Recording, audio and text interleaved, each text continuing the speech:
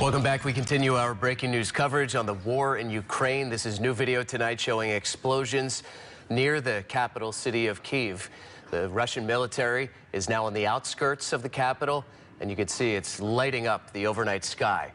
The Russians have already unleashed airstrikes on cities and military bases all across that country of more than 40 million people. President Biden and dozens of other leaders of other countries around the world have announced a second round of sanctions, stronger sanctions today against Russia. And tonight we are talking to South Bay Congresswoman Eshoo, who announced that she is backing those new, tougher sanctions. Representative Eshoo, thank you so much for joining us this evening. So, thank you. So what were your initial thoughts on the invasion? A lot of Ukrainians seemed shocked and incredulous. Well, there was such a buildup in terms of the diplomatic efforts, and it was hope against hope. It was hard to imagine that 80 years of peace in Europe on the heels of World War II would actually be upended with Vladimir Putin invading the Ukraine. So it is, it's so enormously sad. I listened to the reporting, to the families speaking, to the pictures of people trying to leave to get to what they may consider a safe place. But I would add this, and that is today, the full House of Representatives, late this afternoon, had an in-depth briefing by the Secretary of Defense, the Secretary of State, the Secretary of the Treasury, Secretary of Commerce, the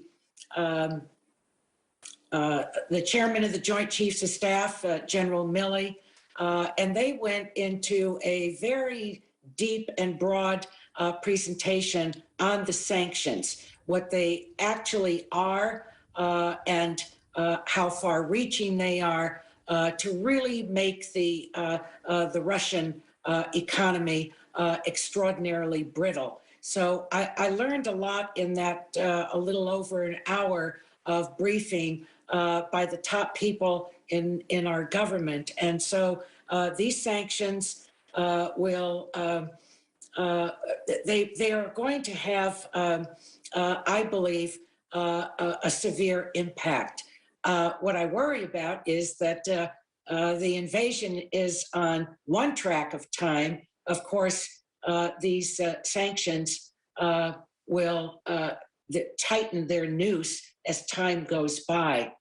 Meanwhile, this horrible invasion of a sovereign country, a democratic country of peace-loving people, it's all being upended now. Congresswoman, a lot of people think that President Putin, who most feel is no fool, had these sanctions sort of baked into his calculus when he was deciding how to proceed. And this is no surprise to him, and he feels as though this is all part of the chess match, if you will. Do you think that he has visions on not only overtaking Ukraine and installing sort of a puppet government that he can control, but also beyond Ukraine to more of Eastern Europe? Well, I think that is an underlying deep concern, and it should be. But it's also the reason why the United States has committed to, and the president has put out the order in terms of NATO troops, adding to the NATO troops, as well as our allies doing the same into those countries that are west of the Ukraine. It must be tough to deal with a character like Putin because he really operates his country much like a criminal enterprise. Opposition, they get poisoned. He has his people hacking into corporations, power grids, whatnot. So aside from the sanctions, I mean, how do you deal with a character like Putin? Well, he certainly proved himself to be disingenuous as all the diplomatic talks took place. he knew exactly what he was going to do, and he was preparing for it.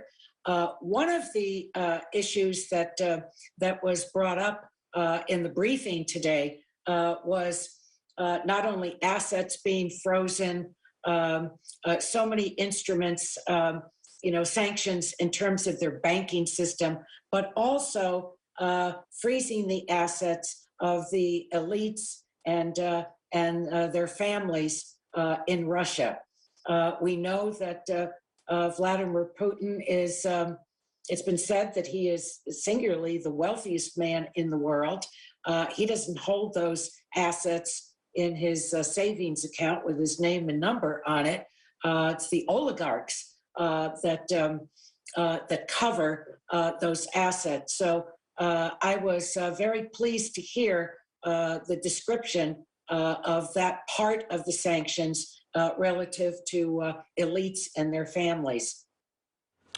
Well, let us hope that the Ukrainian people can keep their country and survive, and that this can somehow come to a peaceful conclusion quickly. We appreciate your time. Unfortunately, we're out of time. Congresswoman Eshoo from the Bay Area, I know you're a busy woman these days. We appreciate the time.